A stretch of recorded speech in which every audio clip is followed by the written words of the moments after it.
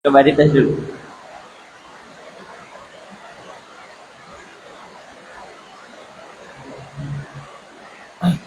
Agak kencengin guys.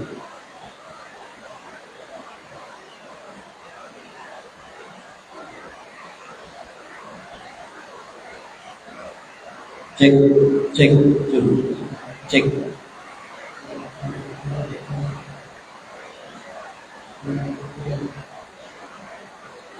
Nah.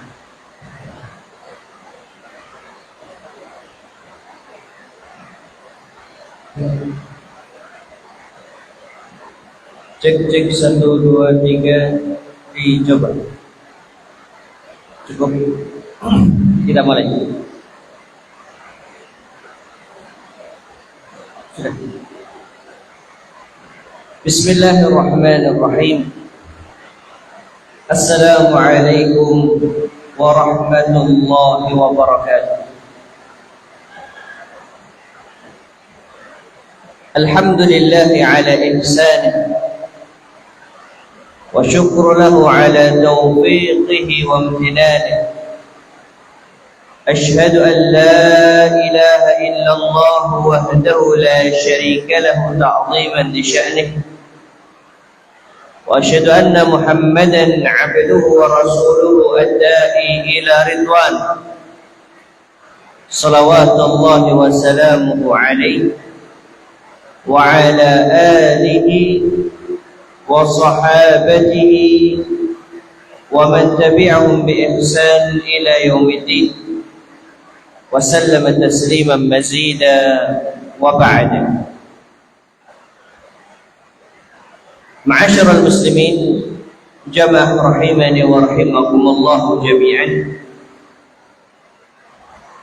Kita bersyukur kepada Allah Azza wa Jalla, di mana Allah Subhanahu wa taala telah memberikan berbagai kenikmatan kepada kita. Terlebih lagi kita akan kedatangan tamu yang istimewa, yaitu syahrul Ramadan, bulan Ramadan, yang mana Allah Subhanahu wa taala menjadikan bulan ini menjadi bulan yang penuh dengan rahmat, penuh dengan maghfirah, ampunan. Maka kita berdoa kepada Allah Subhanahu wa taala di hari Jumat ini agar Allah Subhanahu wa taala menjadikan bulan Ramadan sebagai bulan yang kita dapat beribadah di sana. Dan ibadah kita di sana penuh dengan keimanan dan juga mengharap ridha Allah Subhanahu wa taala. Salawat serta salam tak lupa kita haturkan kepada Nabi kita yang mulia, Nabi kita Muhammad sallallahu alaihi wasallam, yang mana beliau alaihi salatu wassalam telah mencontohkan kepada kita semuanya, ketika akan datang bulan Ramadan, maka beliau adalah orang yang paling semangat untuk melakukan amalan-amalan saleh di bulan Sya'ban. Dan beliau ketika datangnya bulan Ramadan semakin semangat di dalam melakukan ibadah. Maka ma'asyiral ahibbal fudala, kendati kita tidak bisa sama seperti Rasulullah sallallahu alaihi wasallam di dalam beribadah, tetapi kita hendaknya punya niat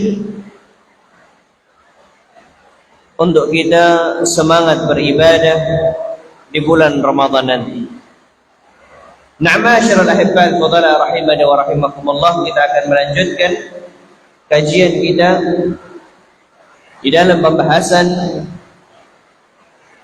Al-Arba'in fi Huquq Rabbil Alamin, yaitu 40 hadis yang berkaitan dengan hak Allah Subhanahu wa taala.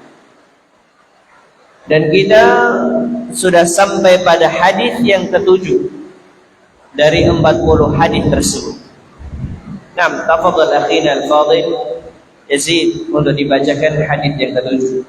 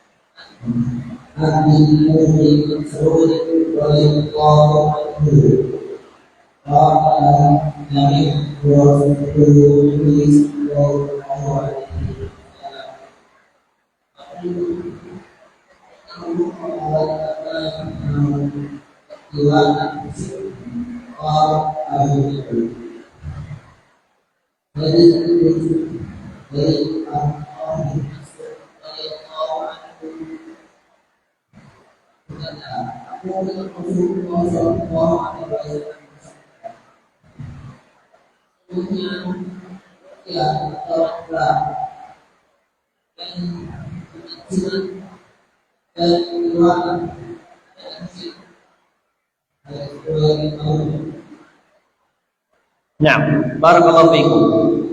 Hadis yang ketujuh ini diriwayatkan oleh sahabat yang mulia yaitu Abdullah bin Mas'ud radhiyallahu taala anhu, di mana beliau pernah mendengar Rasul sallallahu alaihi wasallam bersabda, "Innar ruqa", sesungguhnya ruqyah. Apa yang dimaksud dengan ruqyah ini nanti kita akan bahas dengan detail insyaallah taala.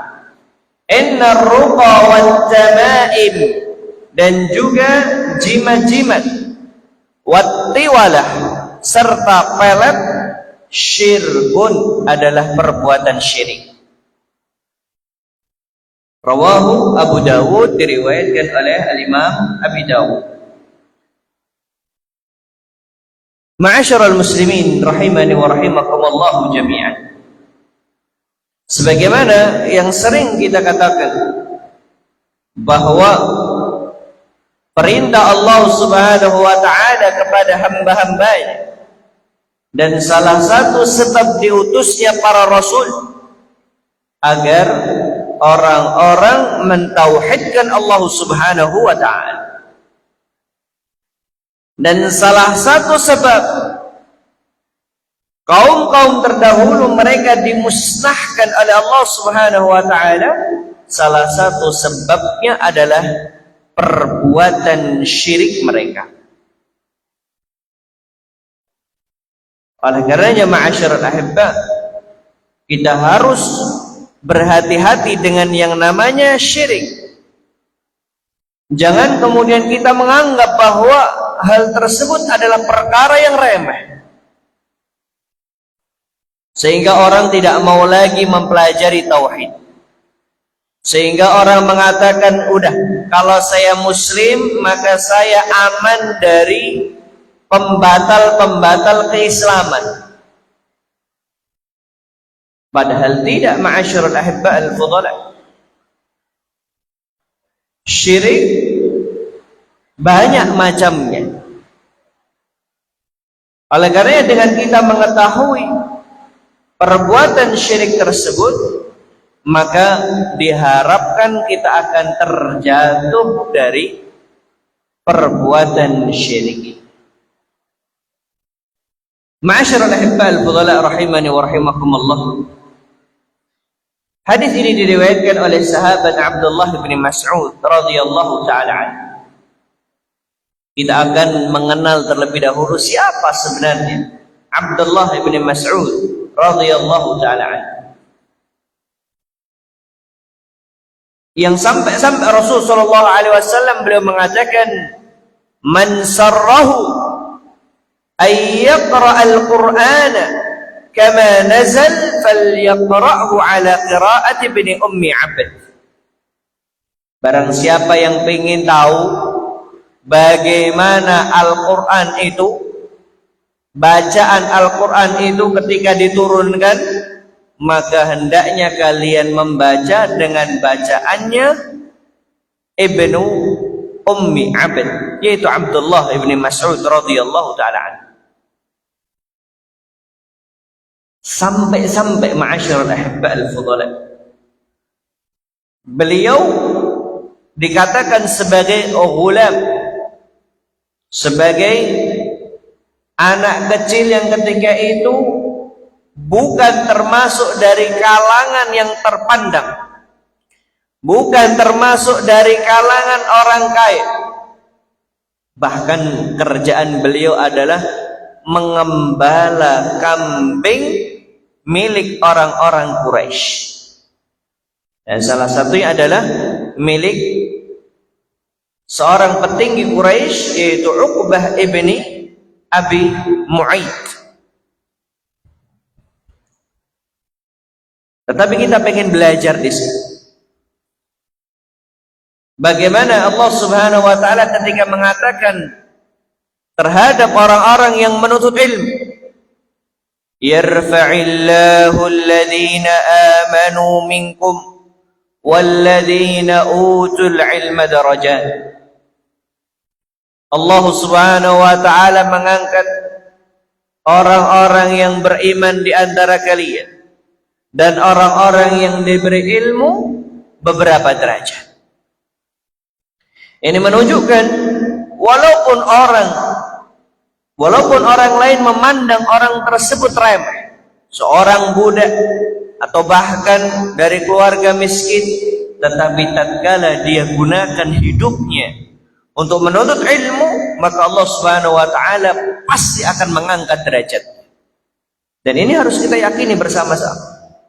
Karena ini adalah keutamaan yang Allah Subhanahu wa taala berikan kepada mereka ahlul ilm. Dan Abdullah bin Mas'ud radhiyallahu taala anhu, beliau adalah orang yang begitu pemberani. Terlebih lagi bagaimana kita lihat perjuangan beliau yang ketika kondisi kaum muslimin begitu lemahnya, tetapi tatkala dihadapkan dengan para petinggi-petinggi Quraisy, kafir Quraisy, karena sebab keimanan menjadikan kekuatan ruhaniyah yang kemudian beliau berani di hadapan para petinggi-petinggi kafir Quraisy, beliau bacakan ayat Al-Qur'anul Karim yang sampai dikatakan atau diriwayatkan ketika beliau membaca daripada ayat Al-Qur'an, beliau dipukul dan akhirnya beliau boleh dikatakan babak belur karena sebab pukulan dari orang-orang kafir Quraisy. Bayangkan jemaah, karena sebab membaca Al-Quran. Bahkan ketika itu beliau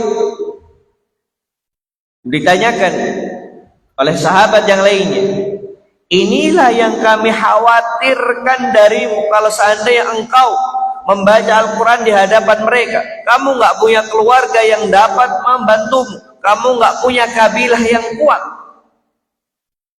Tetapi apa yang beliau katakan, wallahi demi Allah, kalau seandainya aku diminta untuk membacakan yang kedua kali, sungguh pasti aku akan bacakan di hadapan mereka. Wa subhanallah. Inilah Abdullah ibn Mas'ud radhiyallahu taala anhu. Bahkan beliau ini sampai sahabat yang lainnya yang punya kedudukan seperti Abu Bakar As-Siddiq, seperti Umar ibn Khattab radhiyallahu taala anhu, Utsman ibn Affan radhiyallahu taala anhu, karena sebab beliau adalah orang yang sangat-sangat luar biasa mendampingi Rasul sallallahu alaihi wasallam siang malam, dan bahkan beliau diizinkan masuk ke rumah beliau tanpa izin. Bayangkan jemaah, kalau sudah diizinkan pemilik rumah tanpa perlu lagi untuk minta izin, berarti bagaimana kedekatan beliau dengan Rasul sallallahu alaihi wasallam.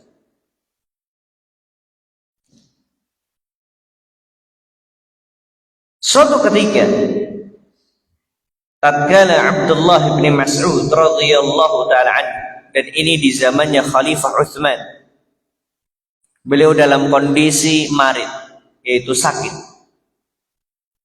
Maka ketika Utsman radhiyallahu taala anhu, bayangkan seorang khalifah, sekali lagi khalifah saja membesuk Abdullah bin Mas'ud radhiyallahu taala anhu.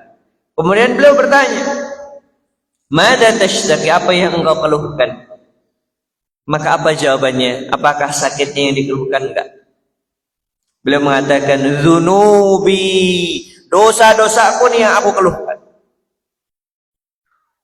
"Fama tashtahi?" Apa yang engkau inginkan?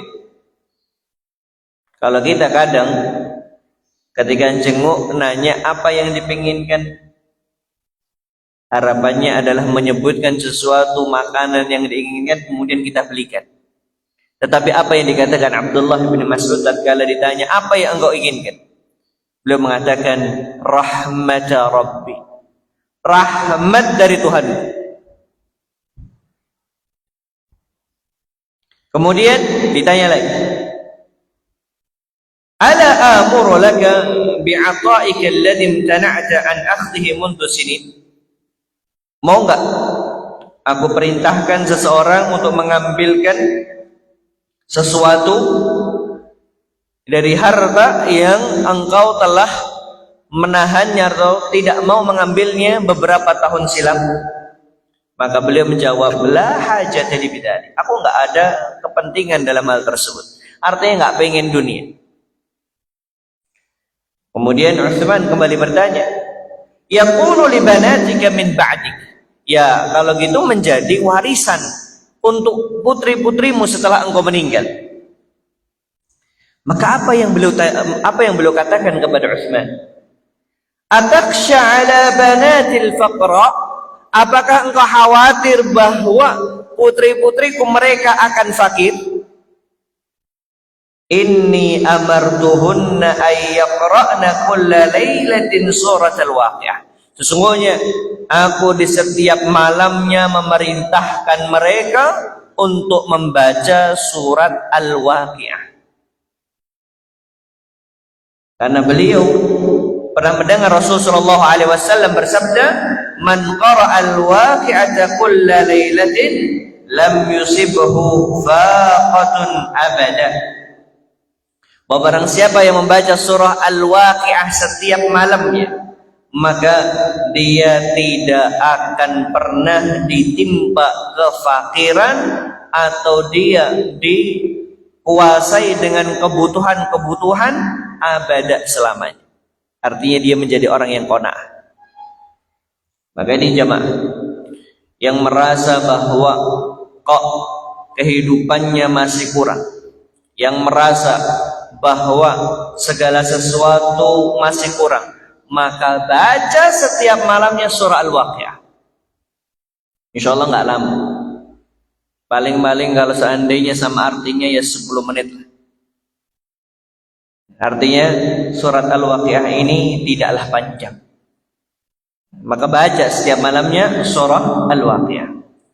Nah, inilah beberapa kisah yang luar biasa dari sahabat yang mulia Abdullah bin Mas'ud radhiyallahu taala anhu, perawi daripada hadis yang mulia ini. Nah, kita akan masuk kepada pembahasan. Rasulullah sallallahu alaihi wasallam beliau bersabda, "Innar ruqa wat tamaima wat tiwalata syirkun."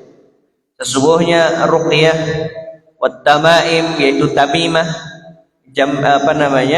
jimat, yang ini sudah kita bahas pada hadis yang ke-6, wat tiwalah dan juga pelet, syirkun, termasuk perbuatan syirik. Poin pertama dari pembahasan hadis yang mulia ini adalah yang dimaksud dengan pelet, kalau ar-ruqa secara bahasa maknanya adalah jampi-jampi. Ini makna secara bahasa. Tetapi nanti para ulama akan membagi bahwa ruqyah itu dibagi menjadi dua. Yang pertama adalah ru'yah al-mamnu'ah, yaitu ru'yah yang dilarang, atau kita bisa artikan dengan ruqyah asyirkiyah, ruqyah yang mengandung syirik. Kemudian yang berikutnya adalah ar-ruqyah asyariyah, ruqyah yang diajarkan oleh syariat. Kemudian makna at-tamaim, ini jamak dari tamimah, yaitu jimat, yang mana pembahasan terkait dengan tamimah ini sudah kita bahas pada pertemuan yang lalu. Kemudian at-tiwalah maknanya adalah ma yuhabbibul mar'atu ila zawjiha minas sihir, yaitu sesuatu yang menjadikan seorang wanita cinta dengan suaminya, dan ini termasuk bagian daripada sihir. Maka tadi kita artikan at-tiwalah adalah pelet. Wah, hati-hati, fulan dipelet, biasanya seperti itu. Nah, kemudian faedah yang berikutnya, yang dimaksud daripada ruqyah yang kategorinya syirik di sini adalah ruqyah yang dilarang, yaitu ruqyah asyirkiyah. Sebagaimana hadis yang diriwayatkan oleh Auf ibn Malik al-Ashja'i radhiyallahu ta'ala anhu qala, kunna narqi fil jahiliyah. Dahulu kami pernah melakukan ruqyah di jahiliyah, pada zaman jahiliyah. Faqulna, maka kemudian kami bertanya, ya Rasulullah, wahai Rasulullah, kaifa tara fi dzalik, bagaimana pendapat engkau akan hal tersebut? Maka Rasulullah SAW kemudian mengatakan, i'ridu alayya ruqakum, tunjukkanlah kepadaku bagaimana ruqyah kalian. Kemudian tatkala dijelaskan, ditunjukkan ruqyah yang mereka lakukan pada masa jahiliyah kepada Rasulullah SAW, kemudian beliau mengatakan, la ba'sa birruqa ma lam yakun fihi syirkun, tidak mengapa melakukan ruqyah selama tidak ada kesyirikan. Maka bentuk ruqyah yang mengandung syirik, contohnya di sana menyebut, yang harusnya menyebut nama-nama Allah, menyebut nama-nama dan juga sifat-sifat Allah Subhanahu wa taala, tetapi ternyata malah menyebut Tuhan yang lain, contoh. Maka ini nggak boleh. Atau dengan menyebut dewa tertentu, maka ini nggak boleh. Atau dengan mengatakan ya mbah siapa dan sebagainya, maka ini termasuk ruqyah syirkiyah yang dilarang oleh syariat. Kita akan menyebutkan beberapa syarat yang disebut sebagai ruqyah syar'iyyah insyaallah ta'ala. Adapun para ulama mereka sepakat bahwa bolehnya ruqyah ketika berkumpul di sana 3 syarat. Ini yang disebut sebagai ruqyah syar'iyyah. Syarat yang pertama, ayyakuna bi kalamillahi ta'ala au bi asma'ihi au sifat. Syarat yang pertama bahwa ru'yah syar'iyyah tersebut harus dengan kalamullah, yaitu Al-Quran, atau dengan nama-nama dan juga sifat-sifatnya. Ini yang pertama. Kemudian syarat yang kedua, wabil lisanil arabi, harus dengan bahasa Arab. Au bima yu'rafu ma'nahu min ghairihi, atau dengan bahasa yang penting diketahui maknanya. Seperti kita meminta ketika ada seorang yang kesurupan, kemudian kita perintahkan untuk jin tersebut keluar dengan menggunakan bahasa Indonesia, ya, keluarlah wahai musuh Allah, maka ini boleh, tidak mengapa. Tetapi kalau dengan bahasa-bahasa yang bahkan mungkin semut aja nggak tahu jemaah, maka ini nggak boleh. Bahkan mungkin bahasanya anak kecil, bayi saja juga nggak tahu. Ini apa ini bapak ini ngomong apa? Maka ini nggak boleh. Ini syarat yang kedua. Syarat yang ketiga, ini yang paling penting dan urgent, yaitu apa? Wa ayya'taqida anna ar-ruqyata la tu'assiru bidatiha bal bidatillahi ta'ala. Dia harus punya keyakinan bahwa ruqyah itu sendiri tidak dapat memberi dampak, tetapi yang memberikan dampak yang hakiki adalah Allah Subhanahu wa ta'ala. Ini harus kita tanamkan, baik di dalam ru'yah maupun di dalam berobat. Maka kenapa ketika kita pengen minum obat, usahakan berhenti dulu, pandangi obat tersebut, katakan bahwa engkau hanya sekedar sebab saja, tetapi yang benar-benar memberikan kesembuhan terhadap diriku adalah Allah Subhanahu wa ta'ala. Ini penting jamaah, karena ini berkaitan dengan i'tiqad, keyakinan.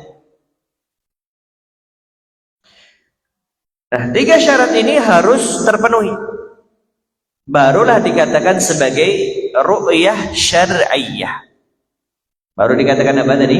Ru'yah syar'iyyah, dan harus mengandung 3 syarat. Kemudian faedah yang berikutnya, ma'asyiral ahibba al-fudala rahimani wa rahimakumullah.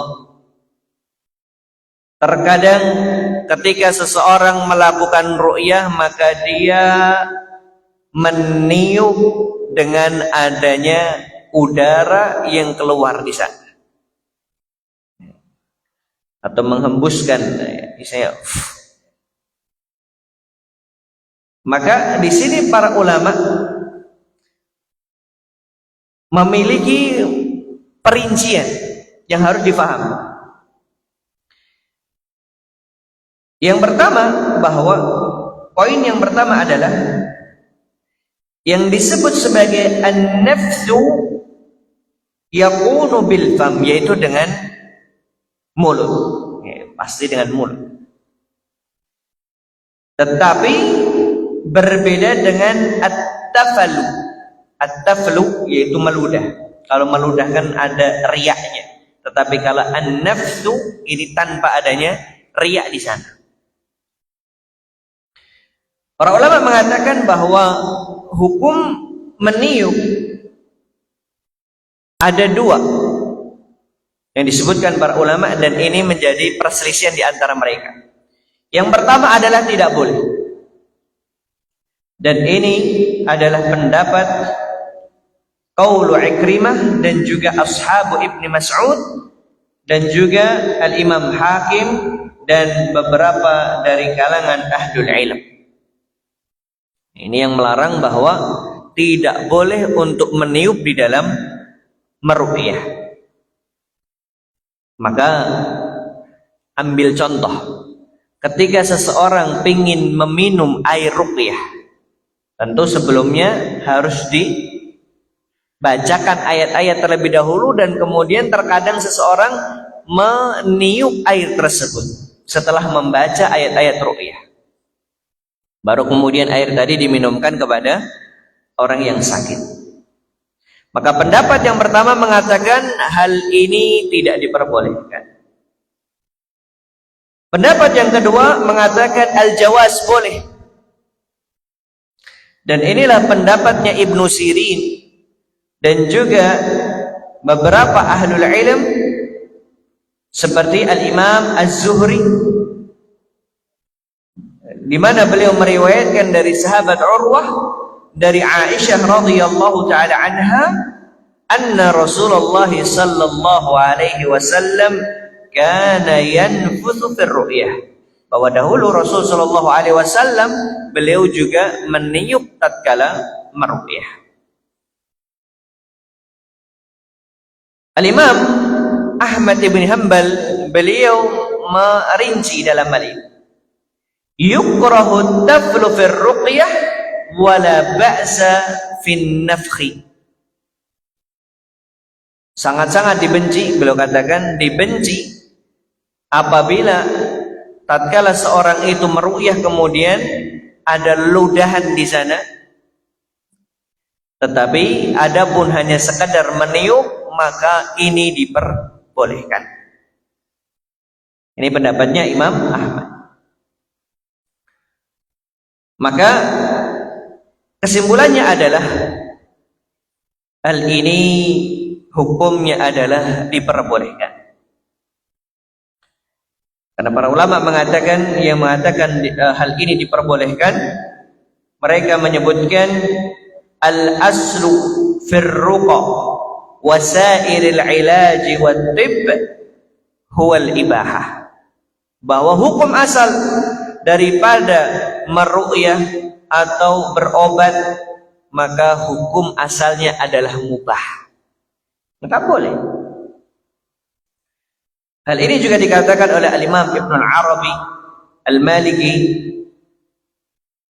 dan juga beberapa ulama yang lainnya. Mereka mengatakan hal ini tidak mengapa. Kemudian faedah yang berikutnya, ma'asyiral ahibba al-fudhala rahimani wa rahimakumullah, yang ini mungkin menjadi hal yang baru bagi kita, yaitu hukum meru'yah dengan cara ditulis dan kemudian diminum. Dan juga poin yang nanti akan kita bahas adalah bagaimana hukum ru'yahnya ahlul kitab kepada seorang muslim tatkala terjadi sesuatu. Kita akan membahas terlebih dahulu bagaimana hukum ru'yahnya ahli kitab, yaitu Yahudi dan juga Nasara, kepada seorang muslim. Di sini terdapat dua pendapat. Pendapat yang pertama, mereka mengatakan al-man', larangan, enggak boleh. Dan ini riwayat daripada Imam Malik, dan beliau mengatakan waqal la uhibbuhu, aku enggak menginginkannya, aku enggak mencintai. Artinya tidak menyukai hal tersebut. Pendapat yang kedua adalah al-jawaz, boleh. Tetapi dengan syarat fa in kana min kitabillah, selama itu dari Al-Qur'an. Selama itu dari Al-Qur'an, maka diperbolehkan. Dan inilah pendapat daripada Al-Imam Asy-Syafi'i rahimahullahu taala, sebagaimana terdapat riwayat yang diriwayatkan oleh Abi Bakar As-Siddiq radhiyallahu taala anhu, di mana beliau dakhala ala Aisyah, beliau masuk ke rumahnya Aisyah radhiyallahu taala anha, wa hiya tashtaqi, sedangkan dia mengeluh karena kesakitan. Wa yahudiyatun tarqiha, dan ada seorang wanita Yahudiyah sedang meru'yahnya. Faqala Abu Bakar, maka Abu Bakar mengatakan irqiha bi kitabillah, ru'yahlah dia, yaitu Aisyah, dengan kitab Allah, yaitu Al-Quran. Dan dikatakan wa hadza huwa qaulul arjah, ini adalah pendapat yang paling rajih. Nah, wallahu a'lam bishawab. Kemudian yang tadi kita katakan, bagaimana hukum ru'yah dengan cara ditulis, dan kemudian daripada tulisan tersebut ya, diminumkan kepada orang yang sedang sakit. Berkata Al-Imam Ibnul Qayyim rahimahullahu taala, dan ini pendapatnya Al-Imam Syekhul Islam Ibnu Taimiyah rahimahullahu taala. Beliau mengatakan wa rakhasa jama'atun minas salaf fi kitabati ba'dil Qur'ani wa syurbihi wa ja'ala dhalika minasy syifaa'i alladhi ja'ala Allah fihi. Banyak di antara para ulama salaf yang mereka memberikan rukhsah, keringanan, terkait dengan menulis sebagian daripada Al-Quran dan kemudian diminumkan dan dijadikan hal tersebut sebagai bentuk syifa, yaitu obat yang Allah Subhanahu wa taala jadikan Al-Quran ini sebagai syifa bagi mereka. Dalil yang mereka lakukan, mereka sebutkan adalah dalil secara umum bahwa Al-Quran di dalamnya terdapat syifa. Wa nunazzilu minal Qur'ani ma huwa syifa. Dan kami turunkan daripada Al-Quran yang di dalamnya terdapat syifa. Terdapat obat di sana. Akan tetapi para ulama memberikan sebuah syarat, yaitu yang pertama, karena ini kaitan dengan pengobatan, maka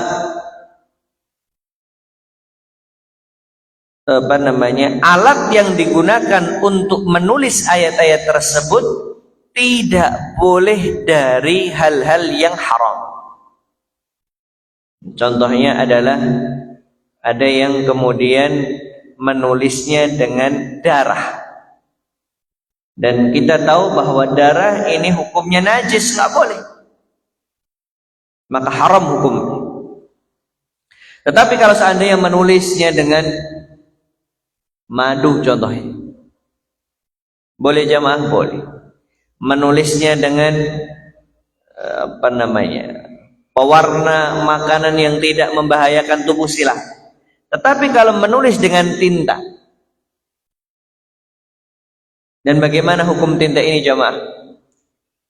Apakah dapat memberikan penyakit tatkala diminumkan atau enggak? Bisa enggak menurut antum?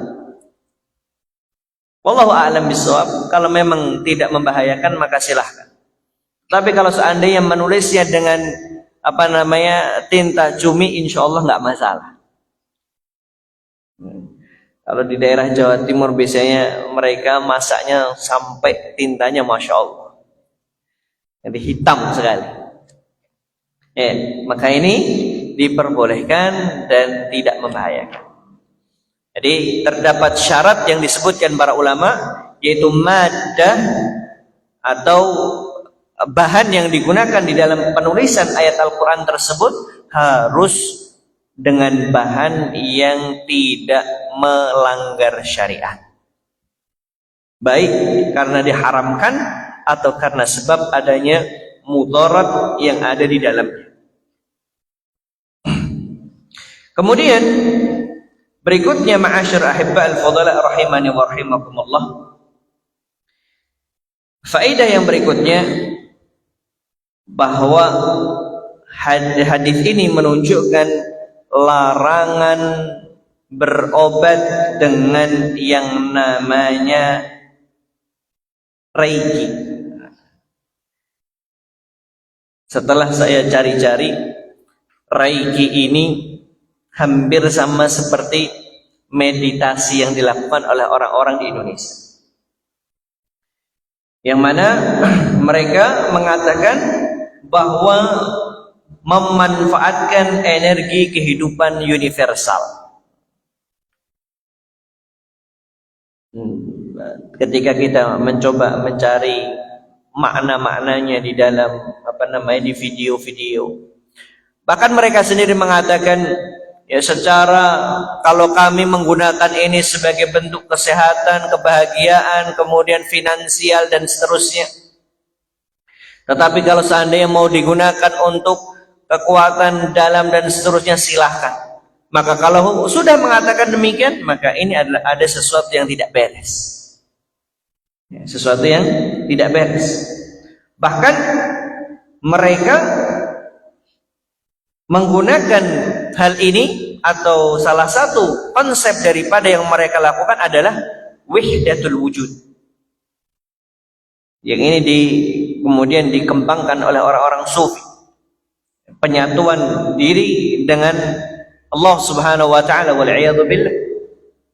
Nah, mereka mengatakan demikian.